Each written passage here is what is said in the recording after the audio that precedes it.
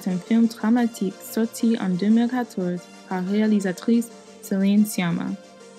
Le film raconte l'histoire de Marianne, une jeune banlieusarde qui quitte l'école après que sa prof dit qu'elle ne peut pas continuer au lycée.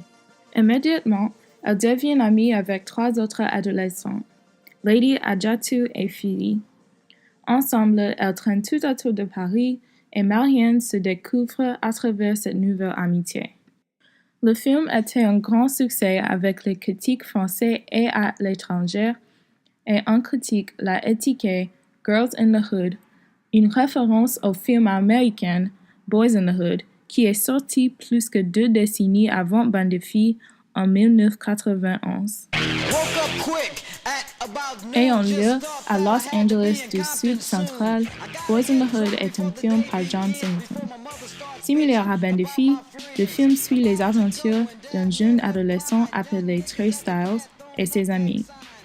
Il contient aussi une distribution toute noire, se place dans une cadre urbaine et se focalise sur l'amitié et le passage de l'âge adulte. Un regard de près à la réception de ces 2 films révèle que ces similarités sont seulement sur la surface.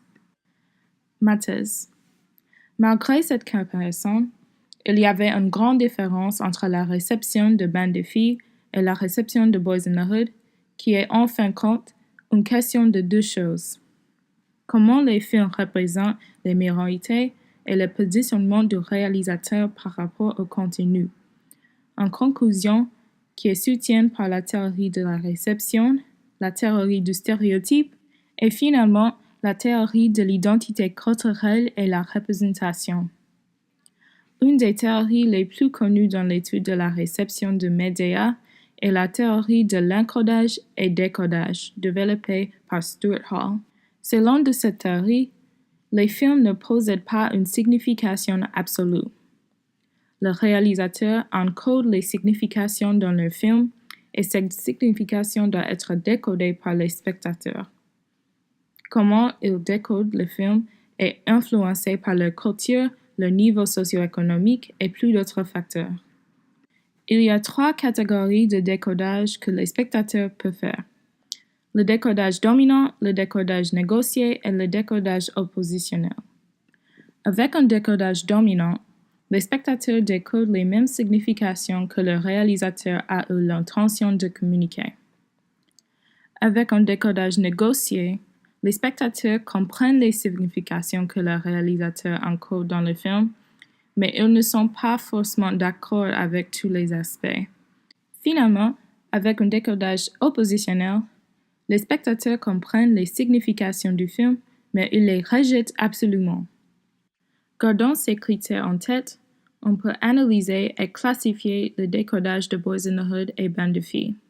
Pour Boys in the Hood, le réalisateur a voulu que le film soit un reflet de la réalité et une vue de ce qui se passe dans les rues. Pour encoder ce message du réalisme, Singleton a utilisé une variété de techniques cinématographiques.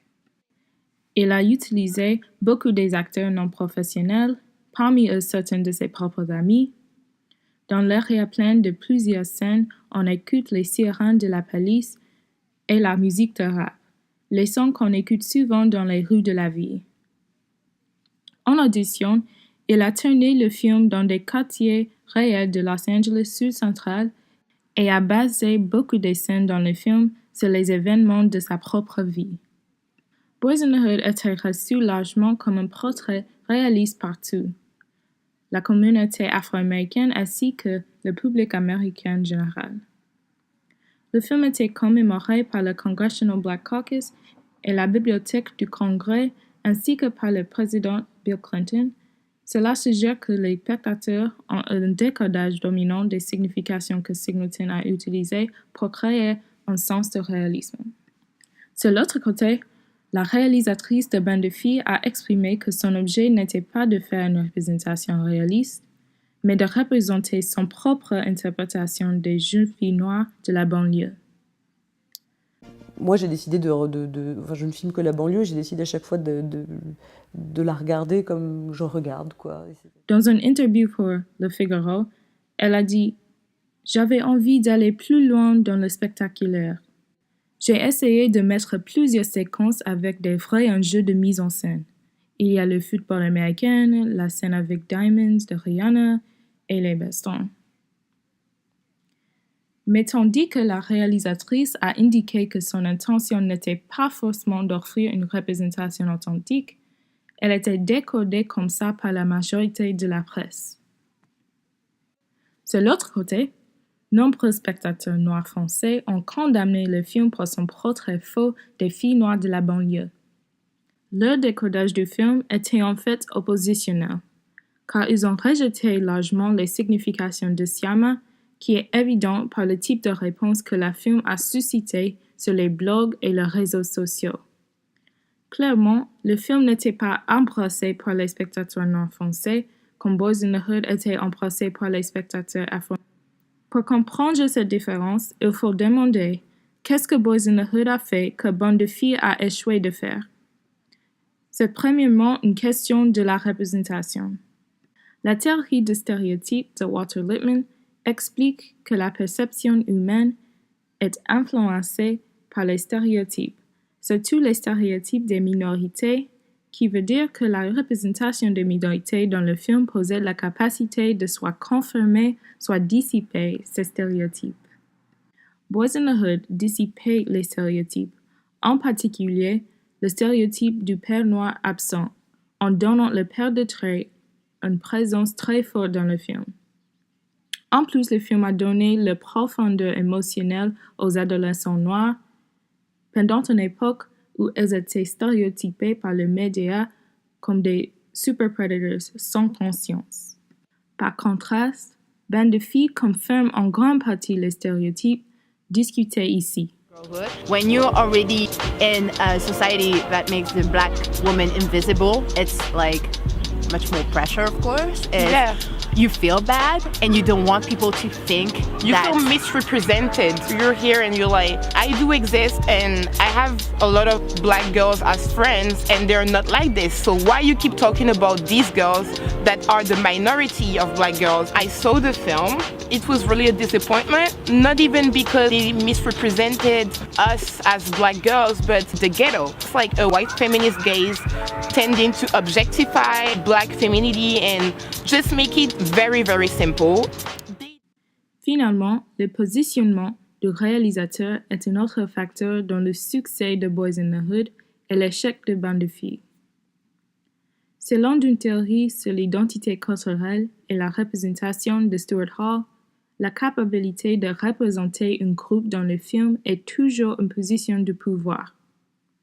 Singleton et Syama ont utilisé leur pouvoir dans des façons très différentes, qui est un aspect clé de comment le film est reçu par les communautés qu'ils ont représentées.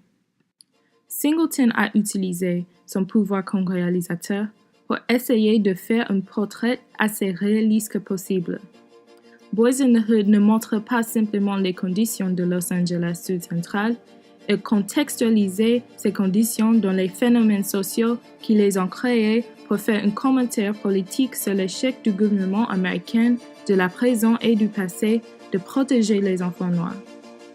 Syama a utilisé son pouvoir pour protéger son propre interprétation de la vie des filles noires sur l'écran.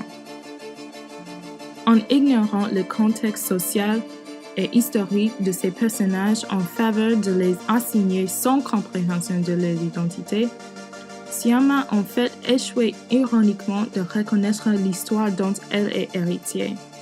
L'histoire du regard des artistes français sur les corps noirs, le regard de la France sur l'autre. À travers les théories de la réception, la stéréotype et la représentation, on peut mieux comprendre comment Bande de filles et Boys in the Hood étaient reçus par les spectateurs. Tandis que faisant une comparaison entre les deux est erroné pour plusieurs raisons, il fournit une opportunité d'avoir une discussion franche sur la réception, la représentation et le pouvoir dans le contexte d'une France qui est de plus en plus étant défiée de confronter la réalité des inégalités dans ses frontières.